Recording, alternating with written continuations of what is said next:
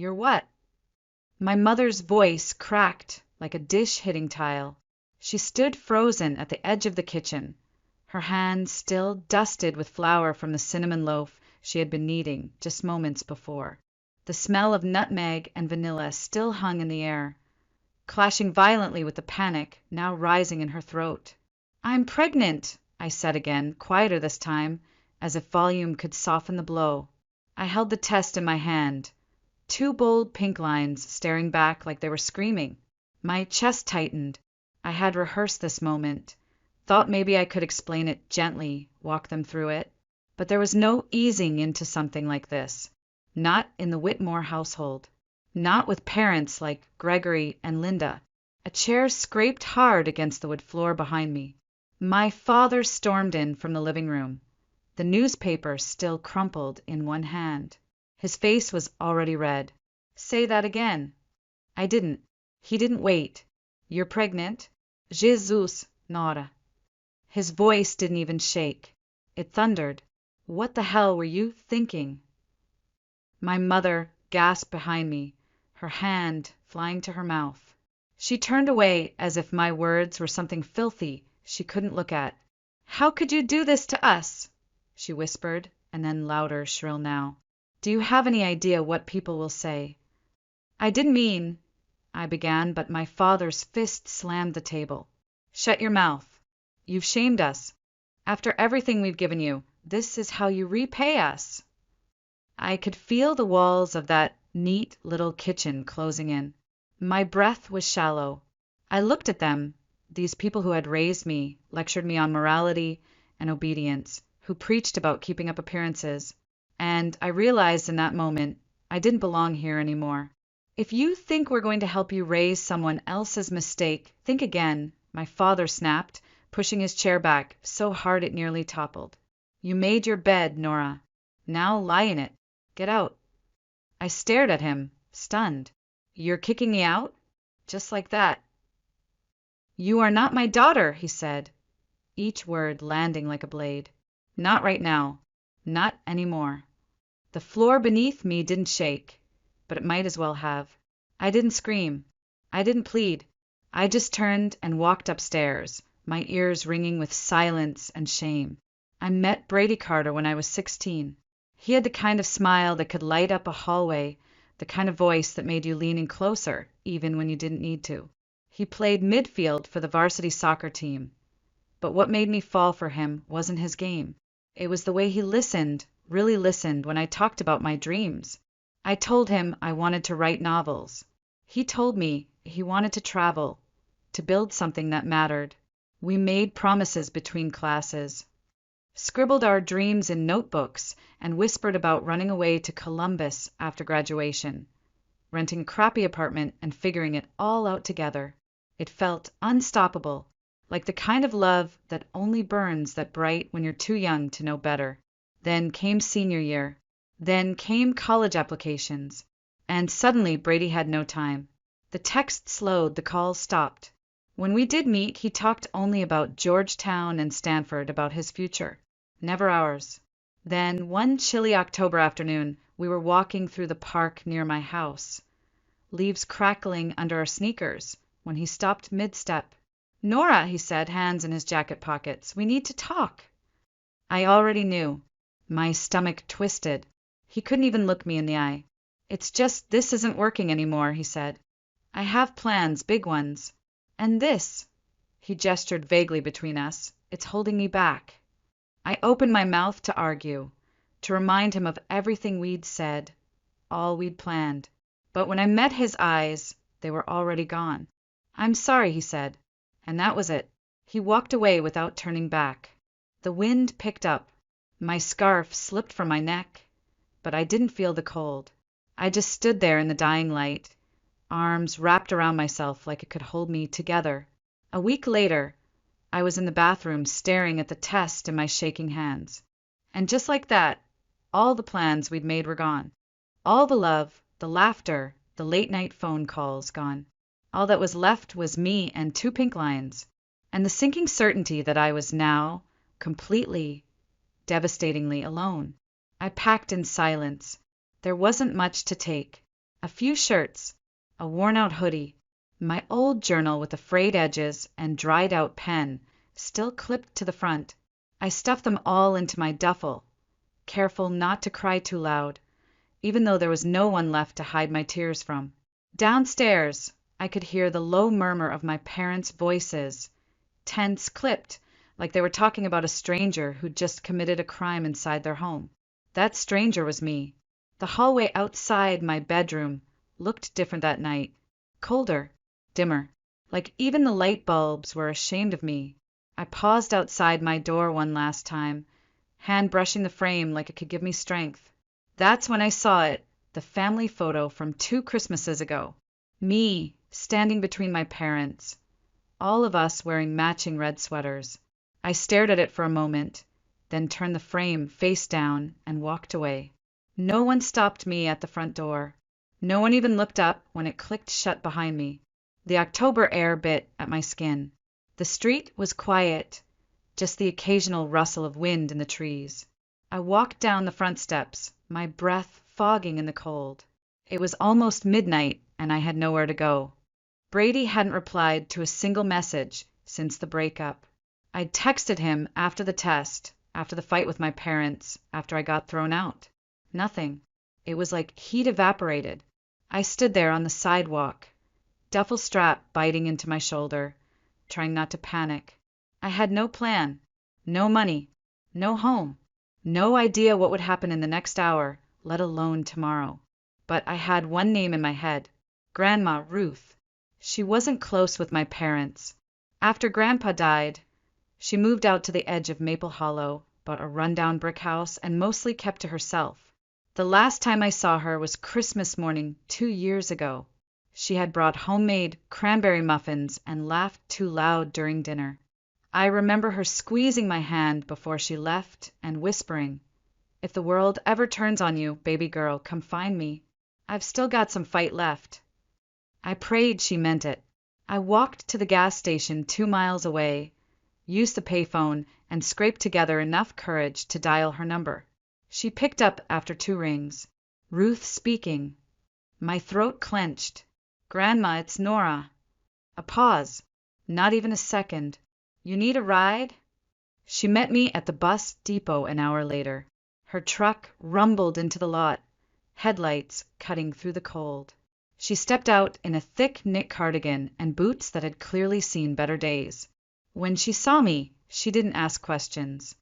She just wrapped me up in her arms and whispered, "You're safe now. You hear me? Safe." I cried so hard I couldn't speak. Her house was small and drafty, but it smelled like cinnamon and chamomile and something that felt like home.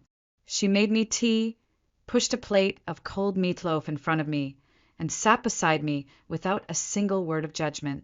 That night, I lay on her couch, a crocheted blanket pulled up to my chin, listening to the wind batter the windows.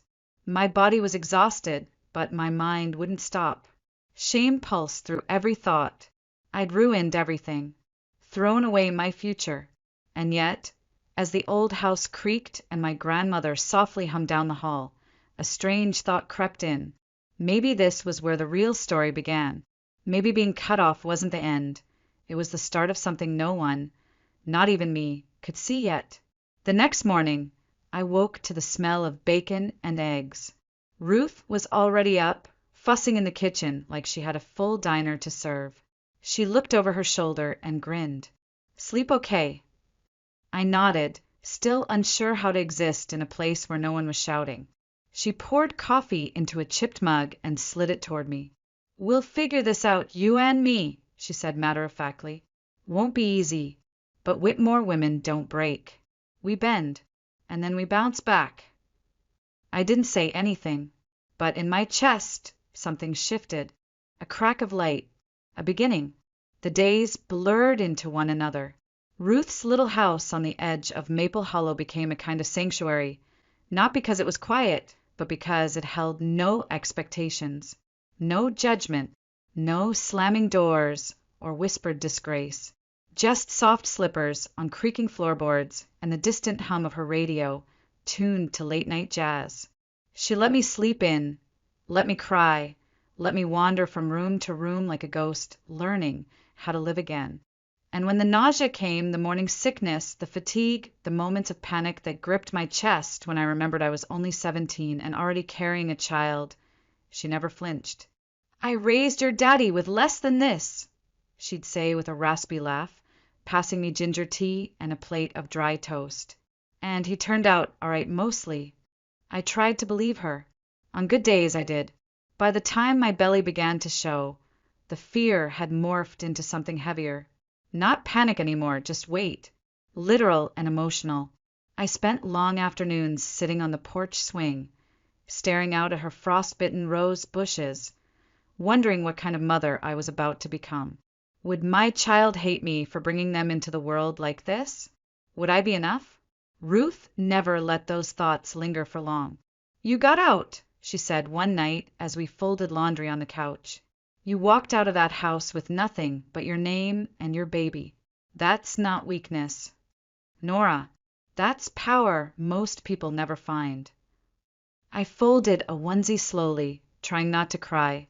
It was in that tiny, cluttered house that I began to rebuild, not in grand gestures, but in little things. I got a job waitressing at a local cafe, Mabel's, a squat brick diner at the corner of Elm and Third.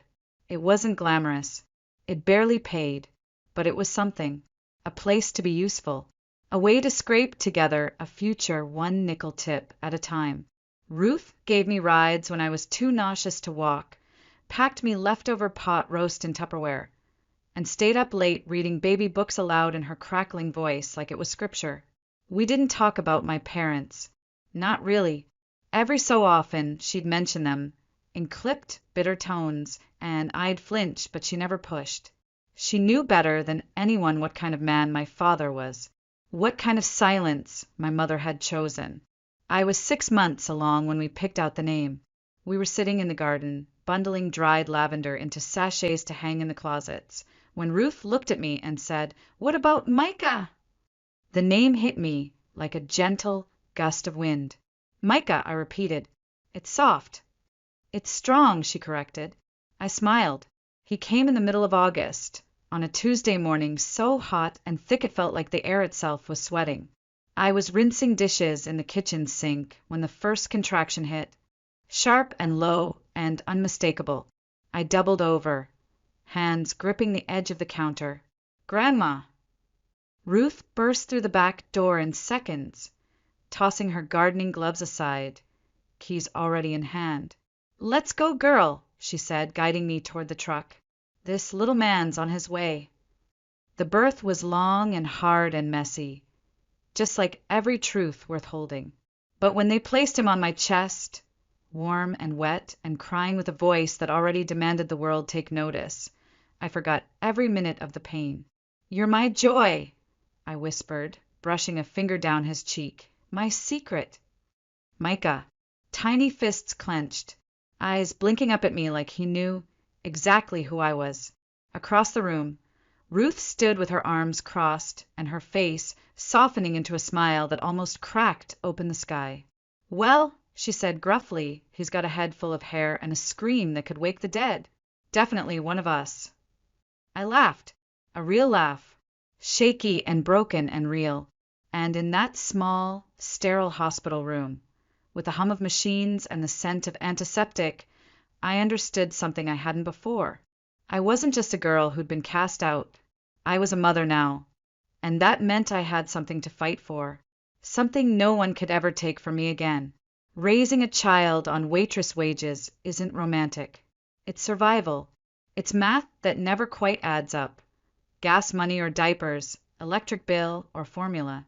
It's clipping coupons at midnight and praying your kid never realizes how close the line is between barely enough and nothing at all.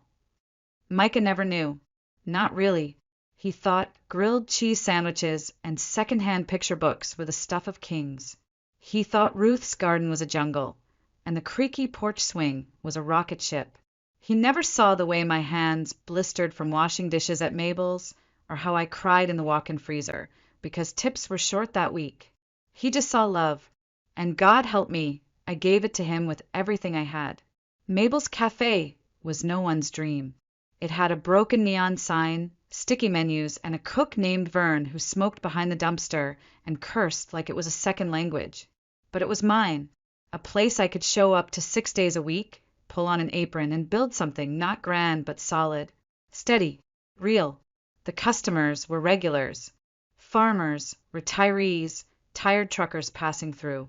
They liked me well enough, called me kiddo, handed me folded up bills, slipped extra quarters into the tip jar when they thought I wasn't looking.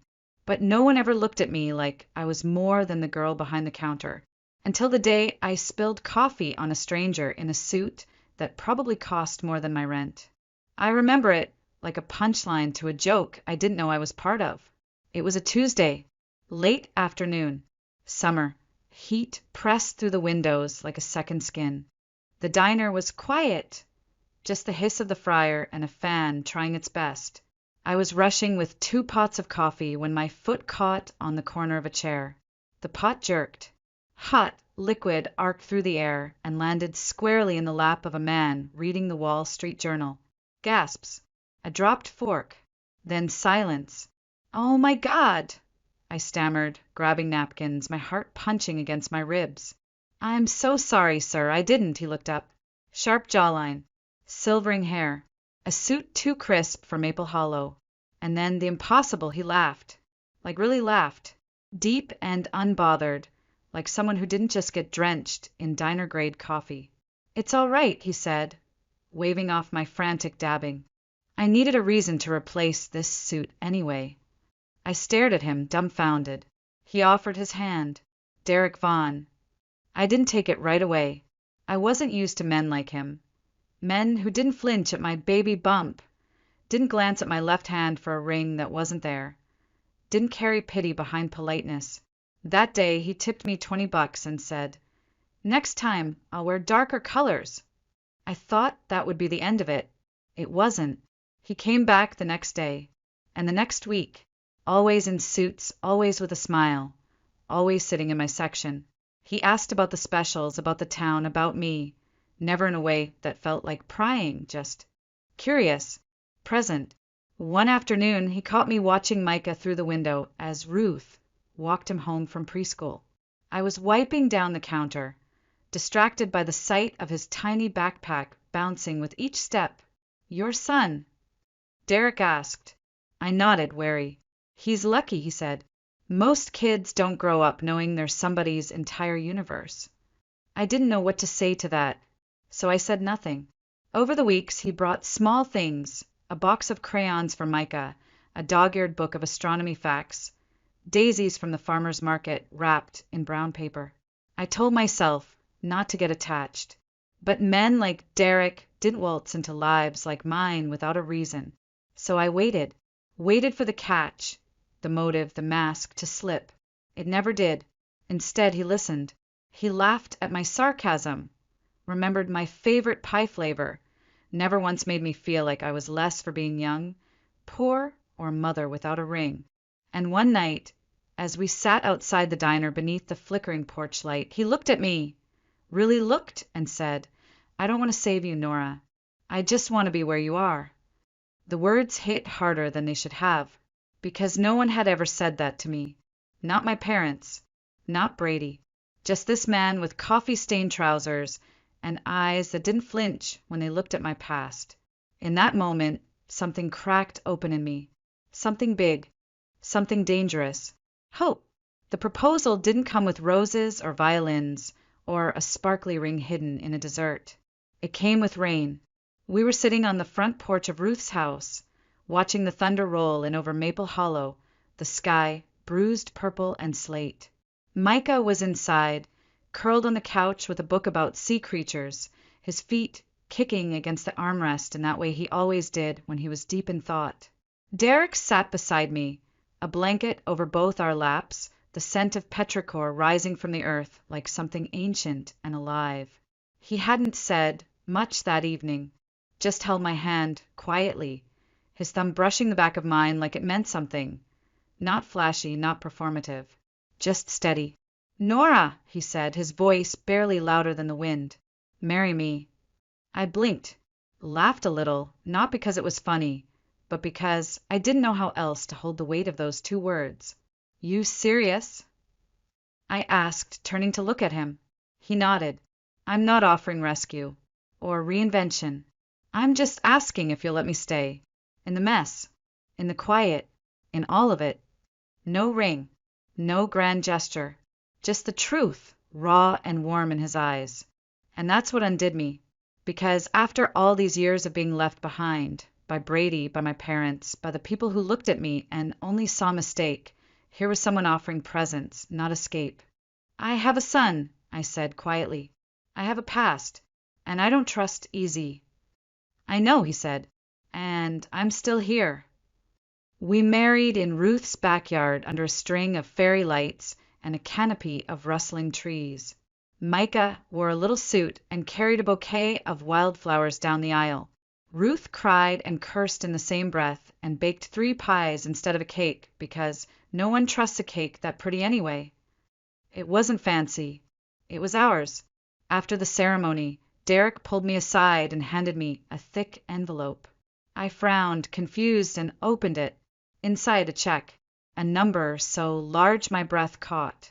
Derek? I know you've been saving for Micah's college since the day he was born, he said gently. This is to match it, not to take over, just to walk beside you like I promised. Tears burned behind my eyes. 15 years of tips, spare change, and sacrifice, and here was someone matching it, not to impress, but to believe in a dream I hadn't dared say out loud. That night, while Micah was asleep and Ruth was snoring in the recliner, I pulled out every dollar I'd ever tucked away, every faded bill, every rolled-up coin, and went into town the next morning. I ordered a jacket, not for me, for him. It was deep navy wool, sharp and fitted like the suits he wore, but with a soft corduroy collar, a nod to that first day in the diner when I ruined his expensive one. Inside the lining, stitched by hand, I asked the tailor to sew a single phrase, "Thank you for staying." Time passed. Micah grew. Fast. Too fast. He aced science competitions, stayed up late sketching circuits and constellations, asked questions I could barely keep up with. By 12, he was building solar-powered fans out of scrap. By 16, he had a framed scholarship letter hanging over his bed. He didn't just carry potential. He radiated it. When he got accepted into Johns Hopkins for pre-med, I wept on the porch swing where Derek had proposed, the same one that creaked every time Ruth dropped into it with a mug of tea and a story about the old days. You did this, she said, patting my knee. All those years you thought you were drowning. You were building a boat. Then came the graduation. Top of his class. Golden stole. That same quiet smile he'd had as a baby, full of wonder and just a little bit of mischief.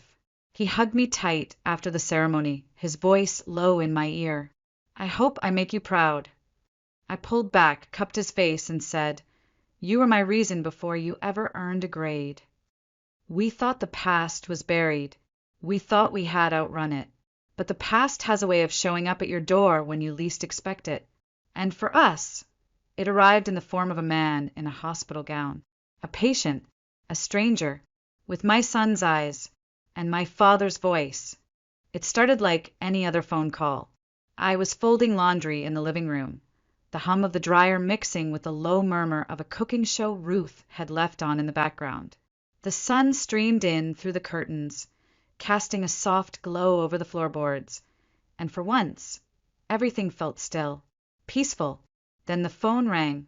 I answered without looking at the caller ID, still smoothing out a t-shirt. Hello. Mrs. Vaughn. The voice was male, polite, measured. Not Derek, not Micah. This is she. I'm calling from St. Andrew's Clinic. Your son, Dr. Micah Vaughn, asked me to pass along a message. He had a patient today, and the gentleman would like to speak with you. Personally. My spine straightened. Why? The nurse hesitated. He said he believes he knows you, that you're family. My stomach turned. I hung up without another word. Micah called later that night.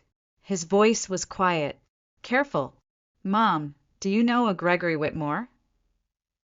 The name hit me like a backhand across the face. I hadn't heard it spoken aloud in over 20 years.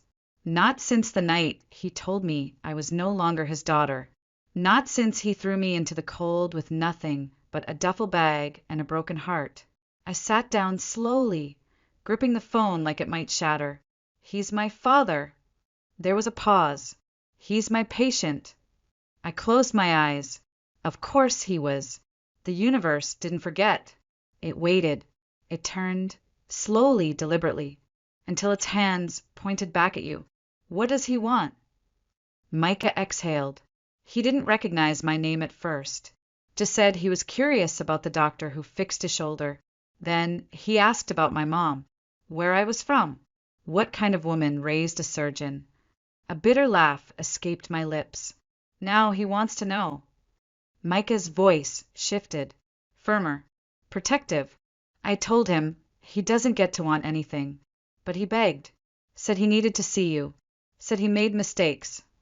Mistakes, I whispered, staring at the walls of the life I'd built, every inch paid for with tears and grit. Is that what he's calling them now? Micah was quiet for a beat, then said something I hadn't expected. I'll bring him, if you say yes. And even more unexpected, I said, okay. The day they arrived, the wind had a bite to it. Autumn again, same as the season they threw me out. The trees lining our street in Maple Hollow were turning gold, their leaves whispering down like tiny confessions. I stood on the front porch, watching their car pull in. Derek stood behind me, silent but steady, his presence a wall at my back. Ruth was inside, slicing apples for a pie she insisted was just coincidence, though we all knew better. Micah stepped out first, tall and sure, his white coat traded for a flannel and jeans. Then he opened the passenger door. Gregory Whitmore emerged slowly.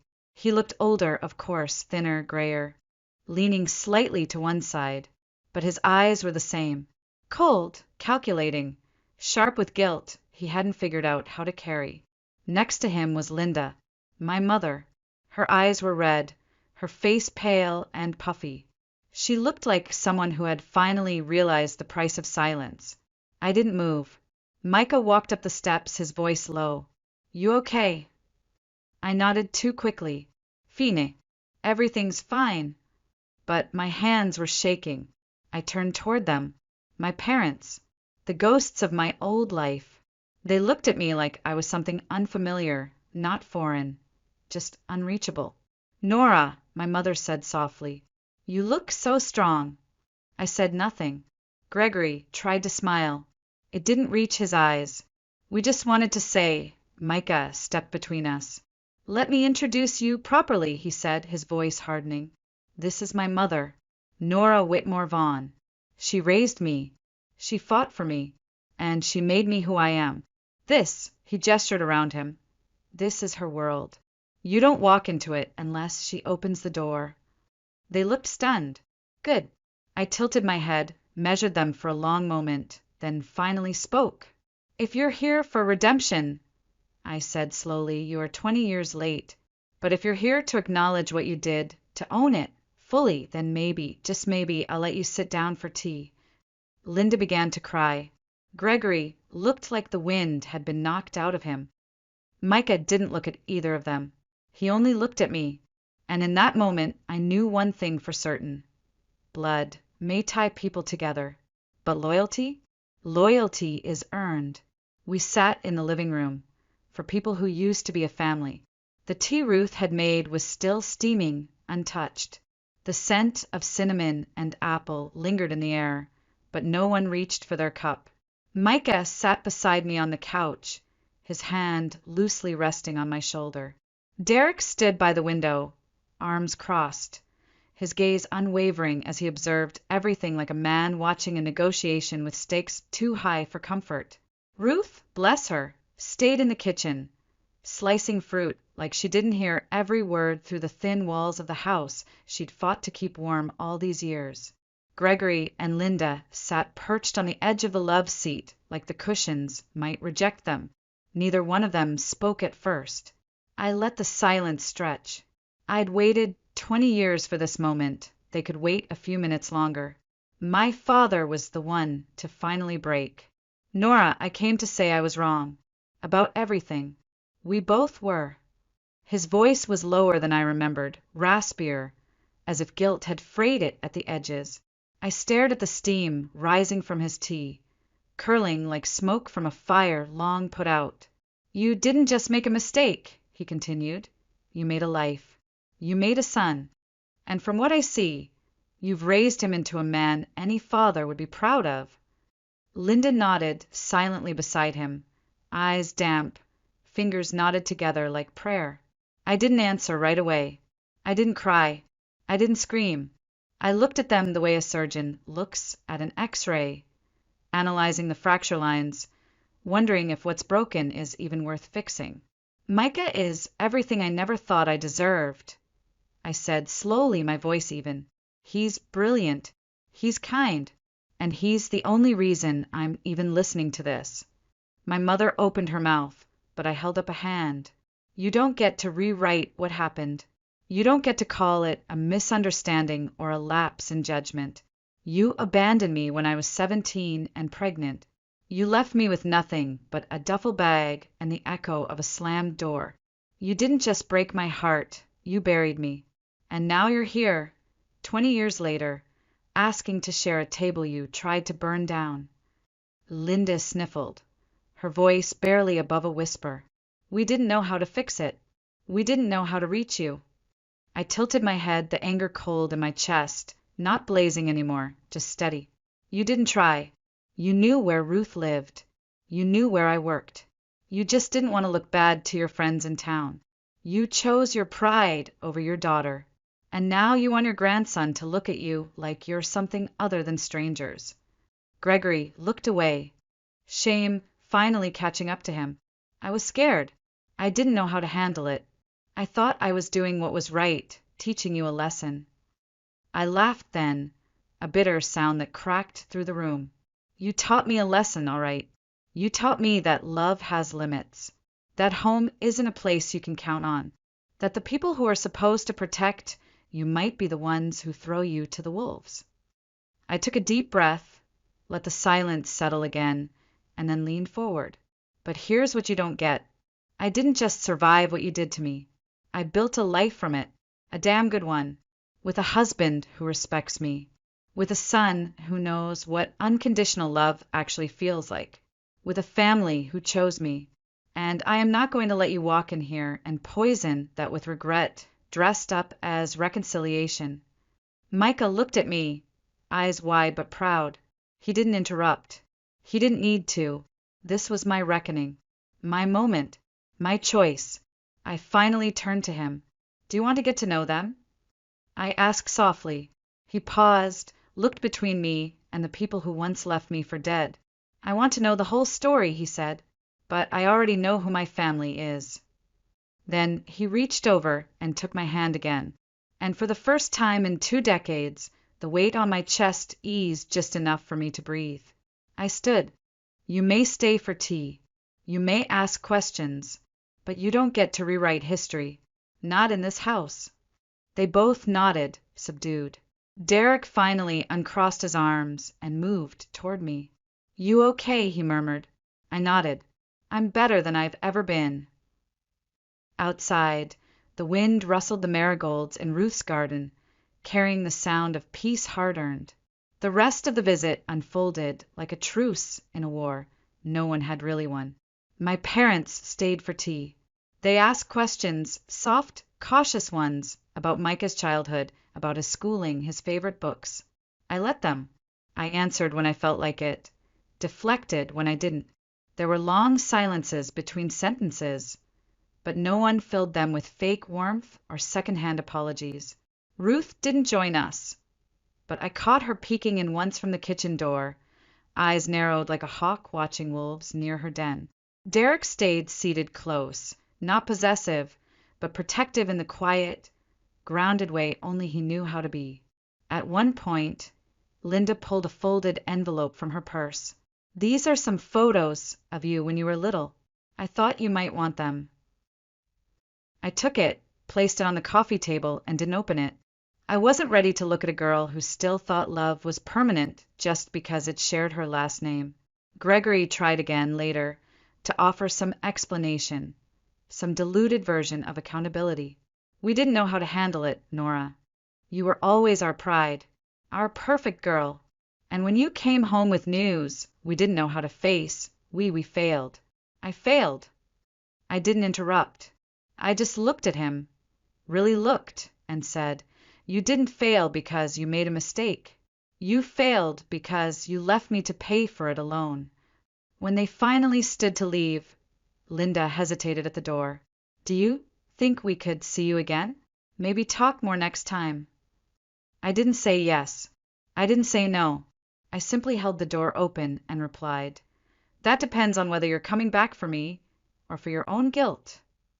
She nodded, eyes stinging with the answer she didn't want to hear, and then they were gone. Micah lingered at the window long after their car had disappeared down the street. His arms were crossed, his posture thoughtful, not tense. He didn't speak until the last of the dust had settled. "They don't feel like strangers," he said quietly, "but they don't feel like family either." I stepped beside him, watched the emptiness of the road with him.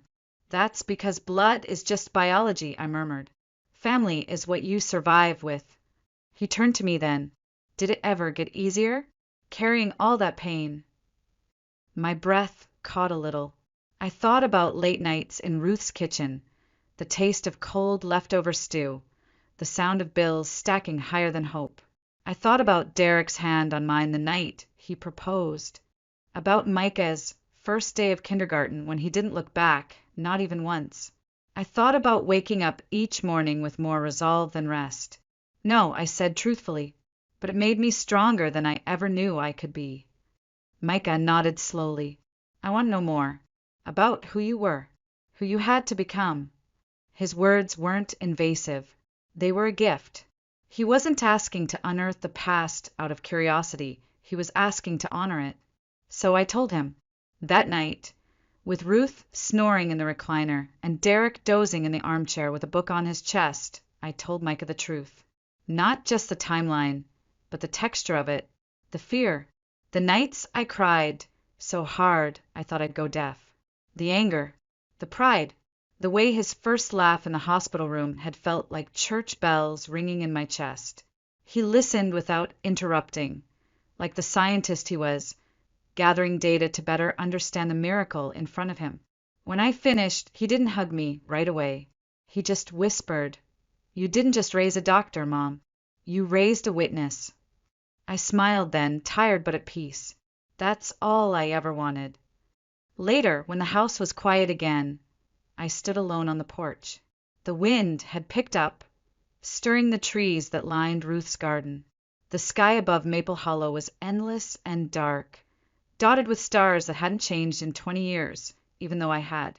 I closed my eyes and let the air wash over me, and for the first time in my life, I didn't feel like I had something to prove. I had my son. I had my home. I had survived the kind of abandonment that should have broken me.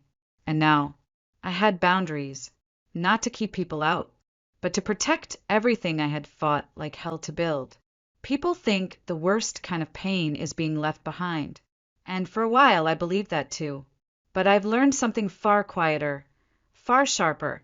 The worst pain is being erased, told that your worth ends where someone else's comfort begins, that your voice doesn't matter, that your love is conditional, disposable. They tried to erase me. My own parents, the boy who once promised forever. Even the town, in its small, suffocating way, tried to reduce me to a cautionary tale. But I didn't disappear. I endured. And in that endurance, I built something stronger than any apology could ever replace. A home, a son, a life where love isn't withheld like a privilege, but given like breath, freely, fully, without fear. Forgiveness? It's not a door I owe anyone. It's a garden I choose to tend on my own terms with my own hands. And sometimes it stays locked, not out of cruelty, but out of self-respect. You don't need a perfect past to deserve peace. You don't need blood to define family. What you need is someone who shows up in the hard moments, in the silent ones, in the ones no one claps for. I used to chase the version of me they loved, quiet, compliant, clean. But the woman I am now, she's fierce, she's flawed, she's full, and she is not going anywhere. So if you've ever been cast out, if you've ever had to rebuild from the ashes of someone else's shame, remember this: your story isn't over. It's just yours now. And that's the most powerful kind of ending there is.